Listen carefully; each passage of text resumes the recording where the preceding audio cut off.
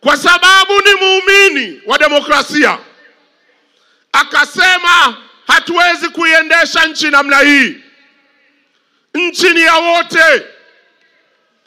Akaamua kuunda timu mbalimbali zimpelekee mapendekezo ya namna ya kurekebisha hali. Katika timu alizounda, aliwaleta wasomi, akawaita wanasiasa, akawaleta viongozi wa dini, akawaleta watu wa kawaida, waandishi wa habari na watu wengi, na timu zikaenda kutafuta maoni ya Watanzania. Moja ya ubora na nguzo muhimu ya demokrasia ni ushirikishwaji. Rais Samia akawashirikisha Watanzania wenyewe waseme wanataka maridhiano gani ya kisiasa hapa Tanzania. Wengi walishiriki. Bahati mbaya, baadhi yao waligoma kushiriki. Na hapa tuambiane ukweli, rafiki zetu wa Chadema ni katika watu ambao hawakupenda kushiriki ile michakato ya mwanzo. Lakini Rais Samia akasema, nyinyi tuliowateua nendeni katuleteni mapendekezo.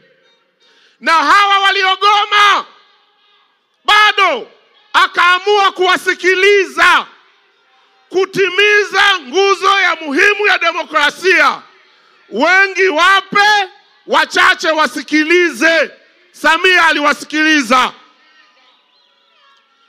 Timu hizi zikaleta mapendekezo. Nataka niwaambie kwa nini tarehe 29 tunaenda kupigia kura demokrasia ya nchi yetu. Wakaleta mapendekezo. Mapendekezo yao yaligawanyika kwenye makundi matatu, niseme nisiseme.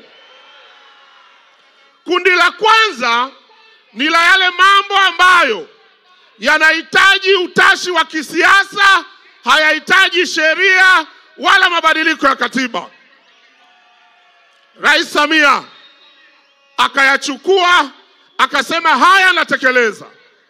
Mojawapo akasema, ruhusuni vyama vya siasa vifanye shughuli zao na mikutano ya hadhara, waachieni waende.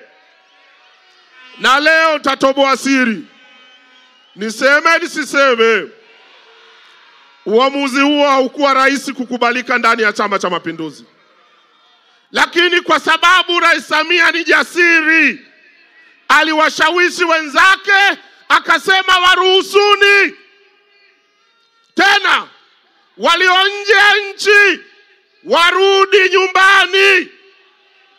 Wakarudi. Mliwaona, mkuwaona? Niseme nisiseme, katika ule mchakato tulikuwa na watu wengi, karibia 400 walikuwa kwenye magereza, wamekamatwa kwa sababu ya kesi mbalimbali zilizokuwa na uhusiano na siasa. Mama, muumini wa demokrasia, akasema waachieni. Na walionufaika wa kwanza Chadema, watu wao wakaachiwa wakiongozwa na Mbowe, maana tunataka kujisaulisha. Wakaruhusiwa, wakaanza kufanya maandamano, kufanya mikutano, na wakati mwingine wanamtukana huyo aliyewapa uhuru wa kufanya hayo maandamano. Mama akawavumilia. Grupu la pili walileta mambo ambayo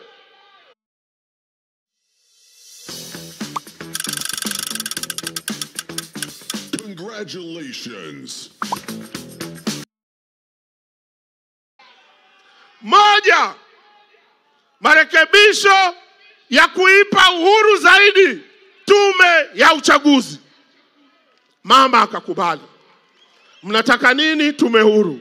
Tume huru na wapa. Sheria zikaenda bungeni. Mimi mbunge tukazibadilisha.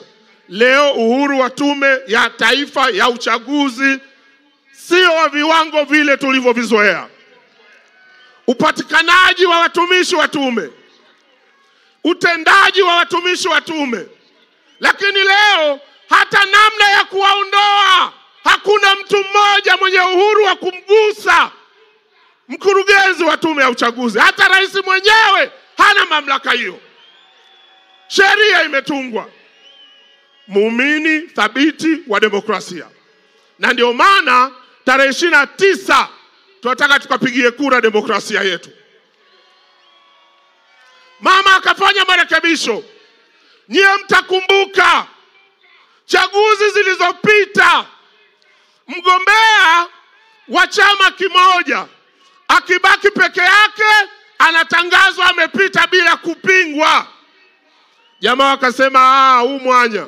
Mama akasema wapeni.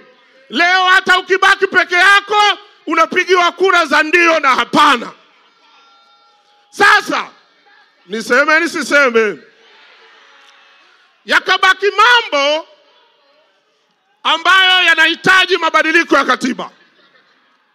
Na hata ile kamati ikamwambia rais, haya yanayohitaji katiba tufanye uchaguzi kwanza. Tukimaliza uchaguzi tutayashughulikia. Na hii ilikuwa busara, na mimi naipongeza sana zile kamati. Kwa nini? Kwa sababu taifa lilikuwa kwenye mchakato wa uchaguzi. Katiba haitungwi kuwa ni katiba ya uchaguzi, inatungwa kuwa katiba ya maisha ya watu. Tukiitunga tunaenda kwenye uchaguzi, tutatunga katiba ya uchaguzi. Busara hiyo ndio ikakipelekea Chama cha Mapinduzi kuingiza swala la katiba mpya kwenye ilani yake ya uchaguzi. Ungwana wa mama huyu akasema yale yote mliosema ambayo usiana katiba nimewapa. Sasa jamaa zangu, pamoja na kupewa yote bado wamezira. Sasa ukizira si tunaendelea.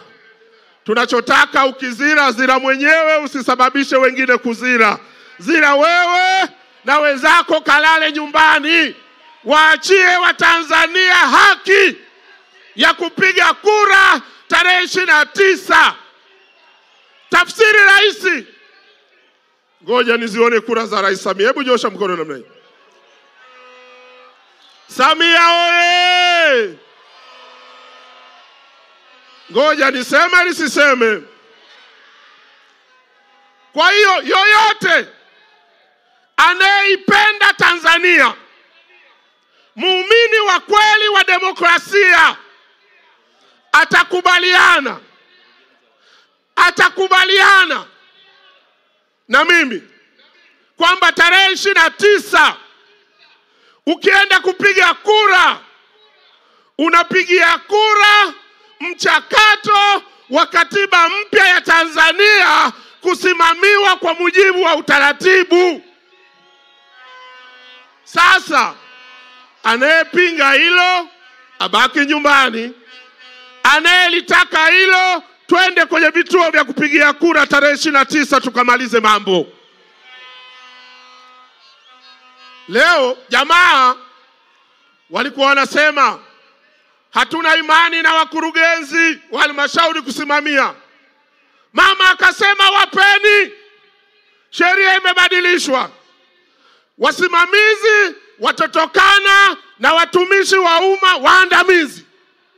Majina yao yatatangazwa kwenye gazeti la serikali.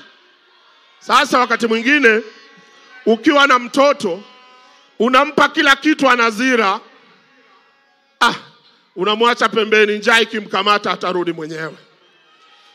Na mimi ninaamini waliozira wameamua kuua chama chao wenyewe.